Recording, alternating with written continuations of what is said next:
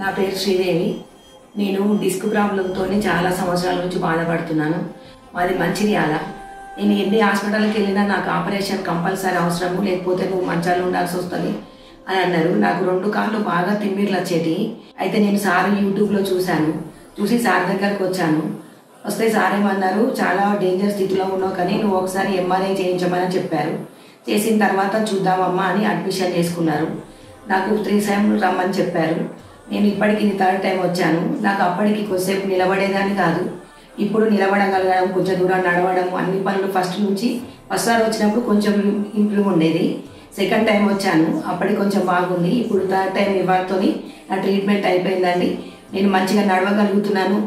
అన్ని ఫుడ్ కాడికి వెళ్ళడము, మంచి యోగా చేయడము అన్నీ చేస్తున్నానండి. సార్ దగ్గరకు వచ్చిన తర్వాత నాకు చాలా 90% ఇంప్రూవ్మెంట్ ఉంది.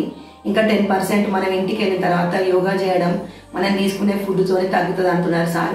నాకు చాలా మంచి రిజల్ట్ ఉందండి. సార్ దగ్గరకు వచ్చినాక చాలా హ్యాపీగా ఉంది. నాలాగా మీరు అందరూ ఇబ్బంది పడేటోళ్ళు ఉంటే ఈ వీడియో చూసి ఖచ్చితంగా ఇది అబద్ధం కాదు, ఇది నిజమండి, నేను అనుభవించి మీకు చెప్తున్నాను. ఖచ్చితంగా మీరు రావాలి, వచ్చి మంచిగా మీ ఆరోగ్యాన్ని కూడా కాపాడుకోవాలని మీకు నేను రిక్వెస్ట్ చేసుకుంటున్నానండి. Thank you.